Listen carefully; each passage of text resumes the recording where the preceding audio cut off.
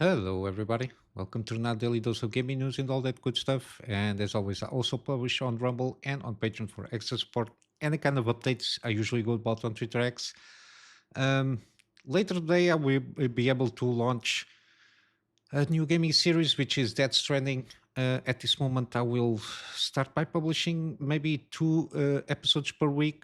So I will try to get it through Monday and also Thursday. It will be a completely different playlist here. The thumbnail. No, it's not this one. It's another one. But yeah, I will start by doing two episodes weekly for now. It's a very long format. The format also is kind of a journal, kind of diary thing there. So I will be doing a lot of stuff. It's almost like a VOD from a live stream to a certain extent. I think the first handful of episodes were going to be around 1 hour or so. Then I started to manage to record like episodes of 2 hours and as such, or roundabouts that. But yeah, I do some commentary there, trying to explore the lore and the implications of the story and the characters themselves.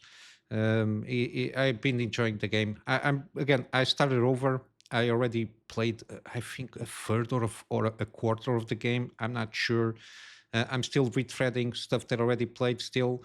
But yeah, it's been a very good journey so far. But yeah, today and so Mondays and Thursdays, sorry. Other than that, I already have the usual completed gameplay series. And again, also in terms of the gaming news program, I'm not sure if I will need to switch around a little bit the time that I publish the episodes here. But yeah, I will see in the next few weeks how this will go. Yeah, let's go for the news then. Um, Another burning cable. This time the highly marketed MSC yellow tipped 12-volt power connectors. This is the revised one. Again, interestingly enough, the cable was burned, as you can see here on the image, but supposedly there is no physical damage on the GPU side of things, which is very interesting to say the least. The user itself, I think he was using this one, from what I can see here, like a 4-pin adapter. I'm not sure if it had any kind of influence using this adapter, given that usually I think it might mitigate the way things are set up at this moment, to probably mitigate the connector of burning itself on the GPU side also. Because again, this is comes from the 8 power pins coming directly from the PSU. So usually I think the power delivery is a little bit more stable than connecting directly on the 12-volt power pin on the PSU side. Um, I don't know. Again, I saw some stuff from Computex, from the Bauer, Gamers Nexus also, regarding some of alternative solutions to try and mitigate the situation. But again, it's come to the fact that this is a flawed design. At least from the power, it's not the cables themselves, to a certain degree.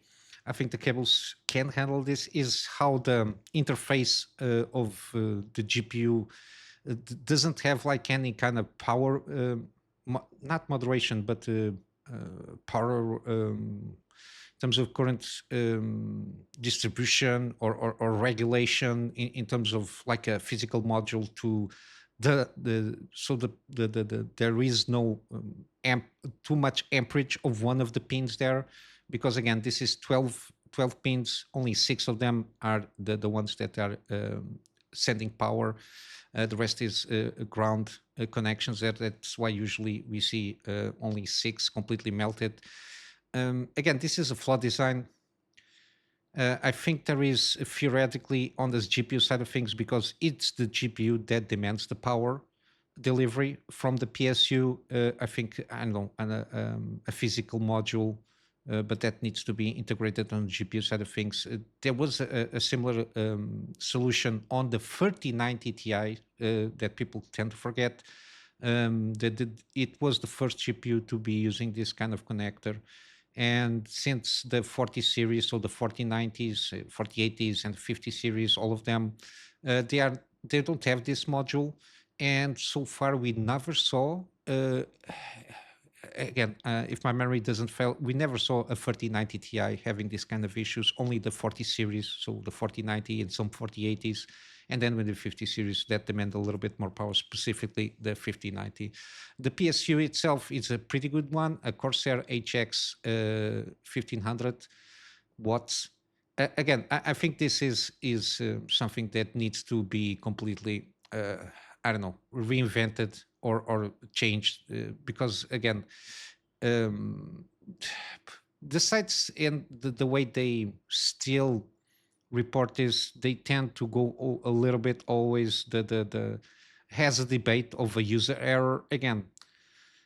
When you design something that basically increases the chances of what we call user error, it's a flaw in the design itself. It's not the user's fault, because the design is so bad that even if everything goes by what design supposedly is, again, if it tends to go on the sideways and malfunction or break something, again, this I'm calling this not only from 12-volt power pin, any kind of design, into specifically on hardware stuff there. Again, when you start to induce user errors because the design itself is so flawed that not even proficient users, and the fact that the failure is so easy to replicate to a certain extent, again, I think they need to come around and find a new solution, or to improve with this power regulator chip on the GPU side of things, because it is the GPU that demands and requests the power from the PSU. There is, I think, a Seasonic uh, PSU prototype that is trying to have like breakers in each connection. They have like three 12-volt powers, and they each of this six connections, each of them has a power breaker associated with it. So if it reaches a certain amount of amperage, it will completely shut down. If not mistaken, there is also going to be supposedly a software application there. Again, it, it shouldn't be on the PSU manufacturers or any kind, for example, the power solution, that they are coming up with a revised thing, what the power monitor there that they have adapter.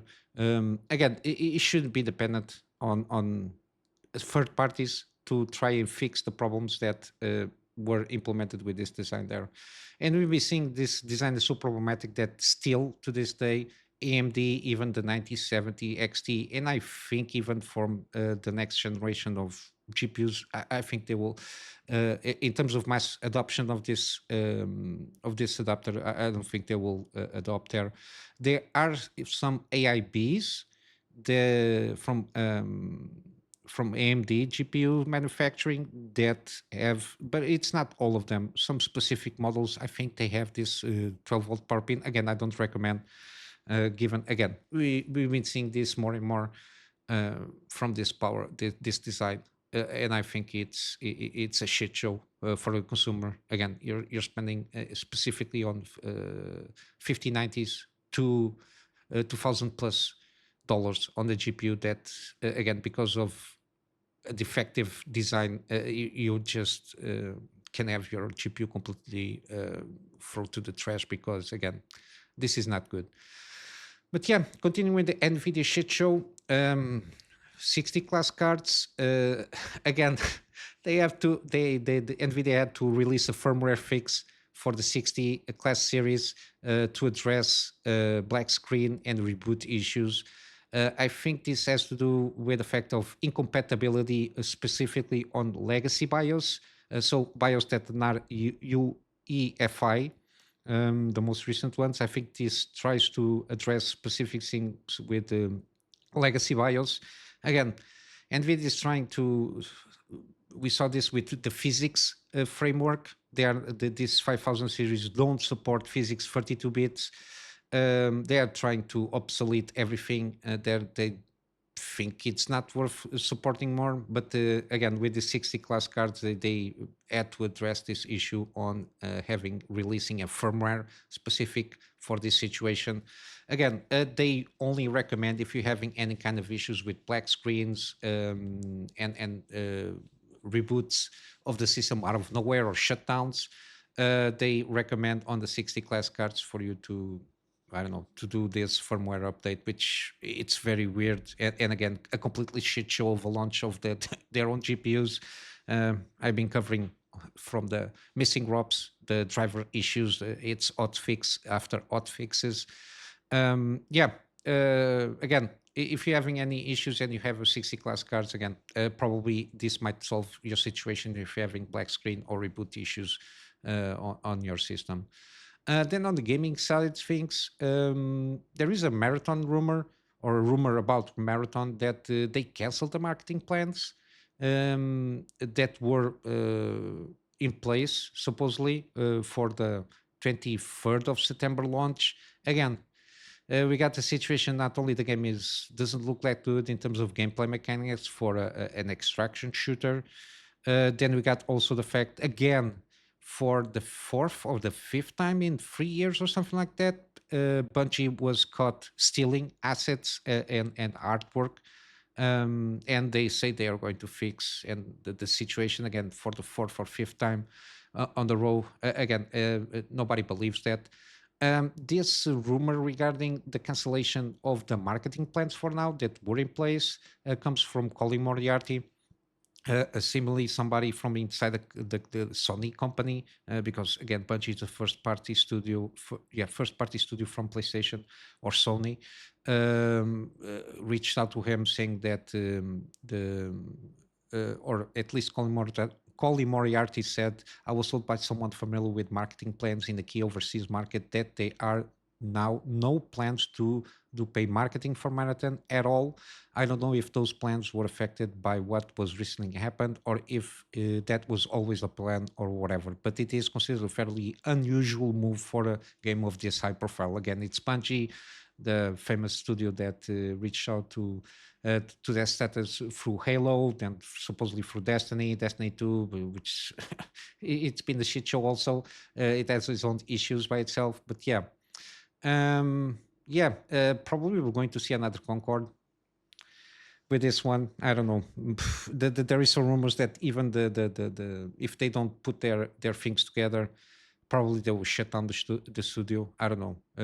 This is getting too much, especially from Bungie. We got that thing with the CEO or something, like the car collection stuff there, and then employees were not being paid at the same time, stuff like that. Again, I think that was after the acquisition from Sony. Yeah, a lot of stuff. People are not happy given the situation. I think a lot of developers were caught off guard with this latest artwork stealing or theft from I completely forgot the name of the creator of that artwork. I'm so sorry. I've got it here around here. Anti-real. Yeah, this is. I don't think this is going to end up well. But again, it's September. It's I don't know, 4 months away. But I don't think this is going to go well. Again, this is one of those situations that, yeah, unfortunately, as always, I always like that all games when they launch they are good games, but again, the corporation mentality of these companies of instead of putting out good games, they try to put out games or gaming mechanics that incentivize microtransactions disguised as games. But yeah, this is what you have, at least for now, for Marathon. On Elden Ring, they might have some dual support for post-launch. Again, this game, people I think were a little bit had the misconception of thinking this game could have been a good PvP game. Again, from since the beginning, they always prefaced that this game was about co-op.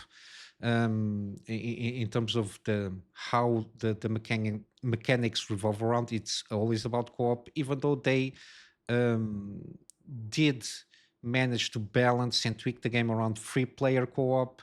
They managed also, in the meantime, to do or to players let play this game solo and offline, which is good by itself, because again, if you don't want to participate in any kind of session with co-op, you can do it by yourself again. And I think it's good because then you can by yourself learning the ropes of the mechanics, kind of the maps, have a sense of usually how things go about in each session. And then when you are ready and you know kind of the how the classes behave and what to do with each class in terms of their roles there, then you can launch a free player session for co-op. But that there was always, since the beginning, people were a little bit surprised at the fact that there was no balancing or any kind of even mode for two players only. Because again, if you're going to do a co-op, usually you want to do a session with friends and such, and sometimes, um, usually people are used to getting this in couples or in duos instead of having a third person to go on the session, like an unknown or something. But yeah, supposedly they are thinking about it, and probably will be seeing a mode for two persons only. And again, it's co-op. It's not PvP. For PvP, I think they worked on that project, the Duskborn, or not Duskborn, the Blood Dusks or something, the one that is going to be at the time being exclusive for Nintendo Switch. That is more about PvP with some twists that can be transformed depending of your objectives on the kind of a PvEVP or something like that. Can transform a little bit on the co-op there. But yeah, this Nightreign was always about the experience of playing this with people and on the PVE or it's PVE, yeah, PVE kind of scenario here. But yeah, it's mainly basically more a clarification than anything else. Then we got here interesting roguelike. Again, I always like this kind of roguelikes. This one has the aesthetics very similar from from a game that I usually go about and highlight when there is a deal, which is Children of Morta in terms of the aesthetics and the way it goes about it.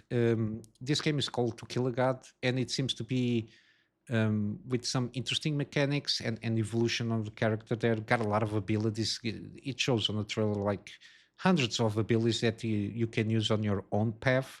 I think, from what I understand, you choose kind of between four classes, it seems, and then you can start building up in terms of abilities and passives. And also, there is some crafting there, which seems very interesting, very comprehensive in terms of how you can go about upgrading your character and personalize the abilities to your gameplay style. And lastly, I didn't. Sorry about the flash on the white screen. Um, this guy AndyPants. Again, I never heard of this guy, or if I heard, it was like only by name. I don't know this content creator.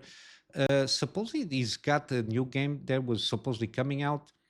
It was already banned from Linktree and Shopify, and also on Steam. The game itself is called Chad versus the Gay Nazis. Again, this is supposed to be kind of a satire kind of a thing here. It has a lot of political commentary, let's say, but in a satirical tone. Again, there is no specifics on this article, and from what I saw, the again, I assume there is some kind of banning campaign or trying to mass reporting this guy or this game in the platforms where it was banned. But I'm not sure exactly what kind of content can be inside the game that might trigger some banning, specifically from Steam, which is interesting. Usually, Steam doesn't ban even like 18 plus games that have sexual content and everything, and usually they are usually not banned. I'm not sure what kind of content or what kind of satire they try to do here that have kind of specificity regarding breaking any kind of terms and conditions.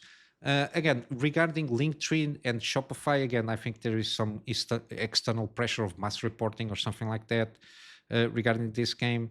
But regarding Steam, I don't know what kind of thing that might have broken to be banned from there. Also, at least according to AndyPants, it says here, Shopify banned me, Steam, get my game while you can, boys. The link tree, and then the link tree just shut off there.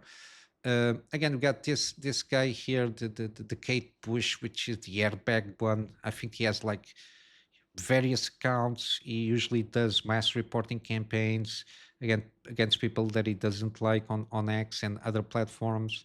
Again, I assume there is a lot of bots uh, uh, regarding this kind of person also, because he was banned at one some time from X because terms of service um, that he broke. But this guy just keeps on coming, and usually he goes about chasing from Asmongold to Grams, this kind of more well recognized on the gaming space, and again also on the political side of things, from what I've been seeing. But yeah, even here, fandom posts try to reach out for Grams. Stuttering Craig from Side Scrollers Pass also very vocal. They have no idea. At least Stuttering Craig from the Side Scrollers, he said he had no idea it's happened. Again, I'm not sure. Given after the episode of Kirsch, the VTuber that people were trying to ban. Yeah, I think they managed to ban her, but I think then there was a campaign to not unban her. There was a kind of a cancel campaign um, that kind of backfired to a certain degree. Again, I'm not sure what happened here. Again, there is at least from the article, and they try to reach around people to have some comments, or at least try to get the situation cleared out. But I don't see any specific reason for what happened here. I'm not sure if Steam requested for him to change something that seemed to be out of terms, and maybe he didn't. I don't know. I think a little bit more information will be helpful here, because I don't like give definitive statements when I don't have the information or enough information to do so, because several things can happen, specifically with Steam. We've been seeing a lot of cancel campaigns on certain people that say things that some people don't like, and because they don't like, they think they have the right to censor that person, or something like that.